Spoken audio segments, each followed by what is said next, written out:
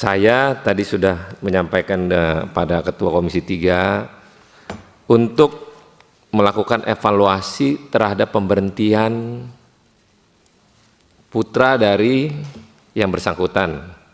Karena kalau melihat situasi kok aneh ya, nggak pernah ngelakuin apa-apa, cuman karena ada sakit dihitung dalam perjalanannya, dinilai dan dikurangin poinnya, sedangkan yang bersangkutan memang sakit dalam proses belajar. Agak rancu sih ceritanya. Maka itu tadi saya lapor sama Pak Ketua Komisi. Pak Ketua Komisi menyampaikan untuk mengevaluasi atas pemberhentian yang bersangkutan. Mungkin Pak Ketua Komisi nanti akan lapor Pak Kapolri. Dan kita pengen Pak, jangan ada lagi lah pekerjaan tentang culik-menculik dari cerita yang dilakukan oleh ibu korban. Sayang Pak, kalau akhirnya pada hal kebencian mungkin kepada orang tuanya itu dilakukan dengan cara menumbalkan anaknya, dengan cara-cara melakukan pemeriksaan sampai bisa katakan gila. Coba di antara keluarga orang tua di ruangan ini, bila mana anak kita dikategorikan sakit jiwa, bagaimana perasaan kita semua yang ada di ruangan ini? Sedangkan ini anaknya nggak gila nih. Dan di satu institusi yang sama, rumah sakit Bayangkara menyatakan yang bersangkutan sehat. Pak, bagaimana Bapak lencana Bapak di tubuh Bapak kalau institusi yang sama menyatakan yang bersangkutan tetap sehat? Sayang Pak, kalau ini terjadi, apakah semua orang yang di SPN itu akan tidak terulang kembali? Kalau tidak dalam perubahan yang signifikan. Pak Kepala SPN, saya sebagai pimpinan Komisi 3 berharap Bapak evaluasi di dalamnya. Bolehlah untuk melakukan secara fisik untuk menjadi seorang anggota polisi. Di tentara nggak apa-apa, di sipilian nggak apa-apa, tapi ada adat sampai mana orang menerima kekerasan untuk melakukan sesuatu yang tidak fatal. Tapi menurut saya ini fatal karena menganggap menilai orang dengan cara untuk mengatakan bahwa sakit jiwa. Pak, fatal ini Pak. Kalau cuman pemecatan mengkategorikan untuk didasarkan dengan situasi, oh pendidikan kurang jamnya, ini kurang, oh ini, apa yang paling fatal lagi? Apalagi kalau pengakuan tadi 6 hari sebelum pelantikan dan sudah ada dasar untuk pelantikan tiba-tiba diberhentikan. Tapi pekerjaan yang dilakukan tidak merusak SPN misalnya, atau dia membunuh atau dia berkelahi dengan pihak lain. Jadi Pak, jangan dibuat-buat untuk menindas, mengintimidasi orang. Ini namanya mengkriminalisasi. Mungkin bapak-bapak ini enggak, tapi ada kelompok yang melakukan itu agar ini terjadi. Nah, Pak Ketua Komisi udah ngomong nih, periksa oleh Propam terkait dengan permasalahan yang ada. Pak, kita sebagai manusia ngelihatnya sedih juga ya, kalau akhirnya dibilang sakit jiwa itu gimana gitu. Sedangkan ini anaknya ada gitu, ditanya baik dia. Jadi Pak Kepala SPN, Bapak habis ini bikin laporan, benahin internal Bapak di SPN secara menyeluruh. Nanti Pak Ketua Komisi akan lapor Pak Kapolri terkait ini, dan para pihak yang tadi disebutkan tadi untuk dimintain keterangan, dan kita minta untuk Propam turun untuk periksa apa yang terjadi. Silakan Pak.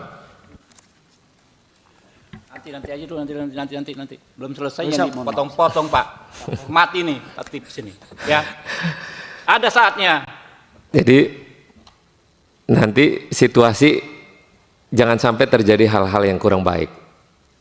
Jadi saya pengen bapak-bapak ibu-ibu di SPN juga agar tidak mengkondisikan orang untuk mengkriminalisasi apa yang terjadi. Nah, silakan Pak kalau mau ngomong Pak.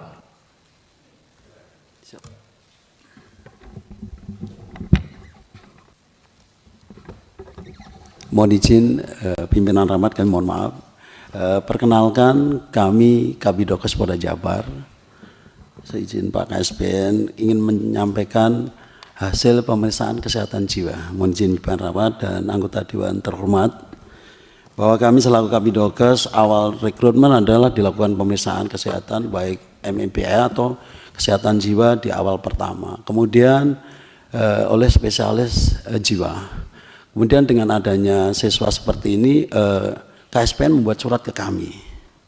Kemudian spesialis jiwa, kami tidak hanya level spesialis jiwa, namun kami harus spesialis jiwa yang sub spesialis. Kami ambil dari rumah sakit jiwa di provinsi, di Cisarua adalah, dan hasilnya di situ mohon izin bahwa siswa dinyatakan tidak ada gangguan jiwa, mohon izin.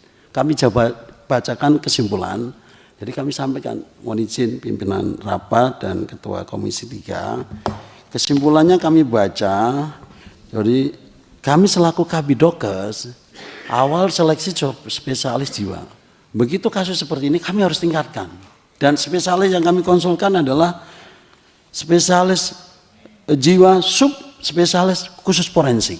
Adalah beliau atas nama Dr. Adi Kurnia Surawijaya bersama tim Dr. Bianda, kemudian Limanar spesialis sarjana psikologi, dan Sally sarjana hukum selaku sekretaris. Izin kami sampaikan kesimpulannya.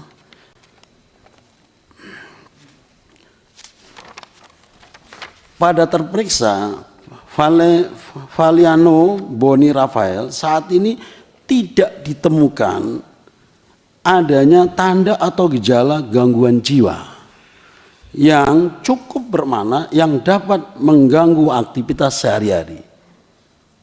Kedua, terperiksa dinilai masih memiliki potensi yang dapat mendukung dan menjalankan tugas dalam menjalankan pendidikannya. A. Memiliki potensi kecerdasan yang tergolong rata-rata di atas IQ 109 atau skala PM 60. B. Memiliki fungsi berpikir cukup memadai untuk memahami pekerjaan yang teratur dan terstruktur.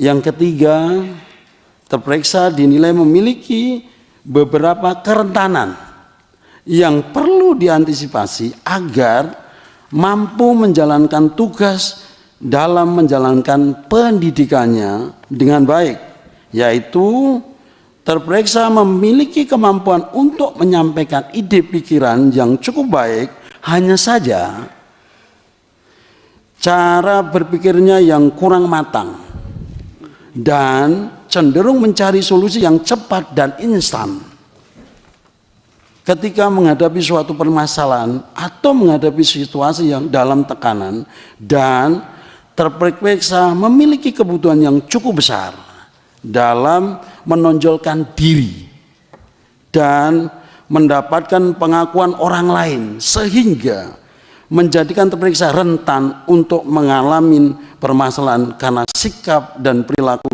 yang disalahartikan oleh lingkungan yang belum mengenalnya. Ini hasil seorang spesialis sub forensik yang kami lakukan selaku penanggung, artinya kami selaku bertanggung jawab siswa rekrutmen maupun saat pendidikan. Demikian pimpinan rapat yang kami sampaikan. Terima kasih Kabidokes.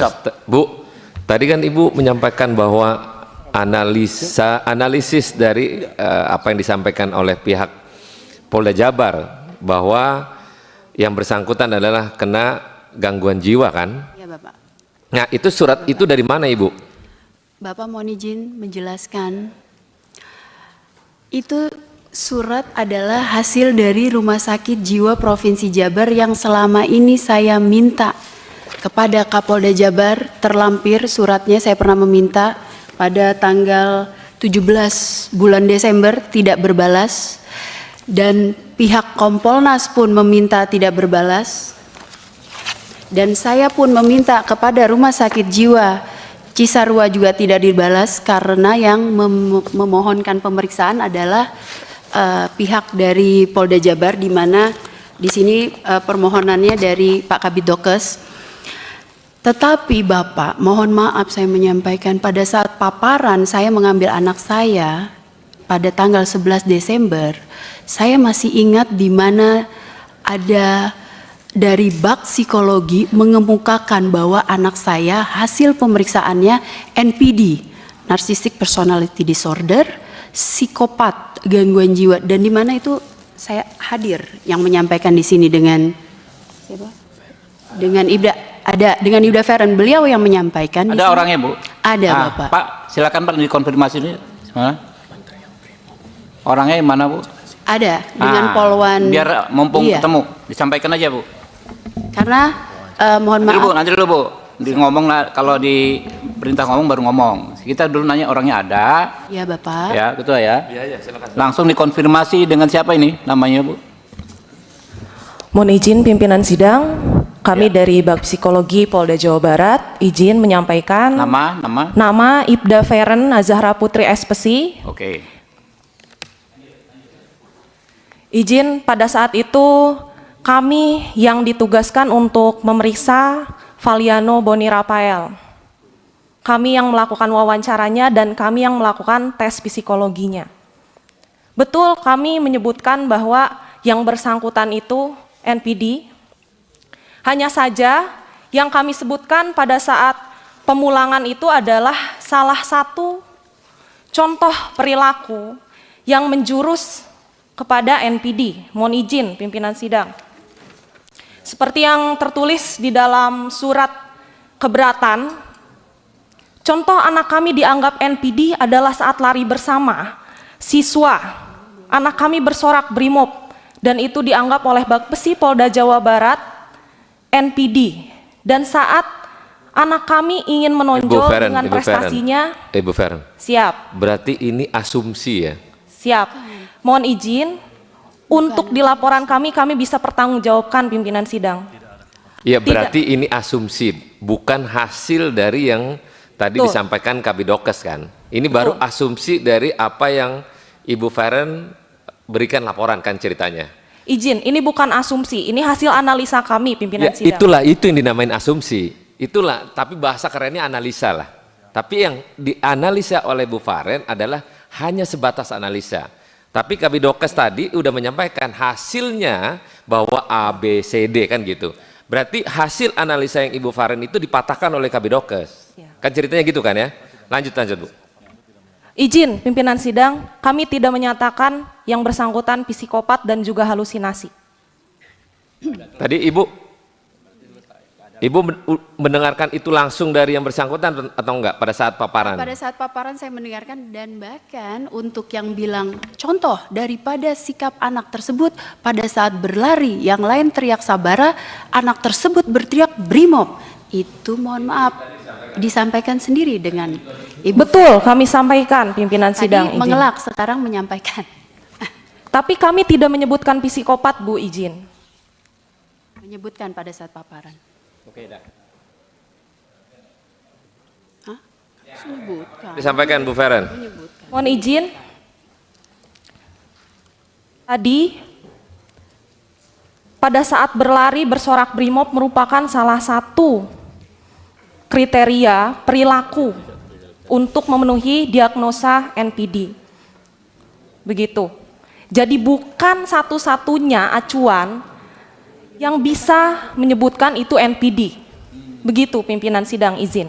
Ya. Izin kami sebutkan ada 3 kriteria NPD dari hasil wawancara kami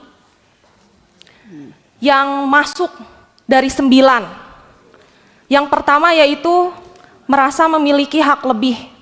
Izin kami mendapatkan data dari SPN bahwa yang bersangkutan itu tidak ingin dirawat di Rumah Sakit Polri pada saat infaksi gigi dan ingin dirawat di Rumah Sakit Siloam dan mendapatkan fasilitas terbaik.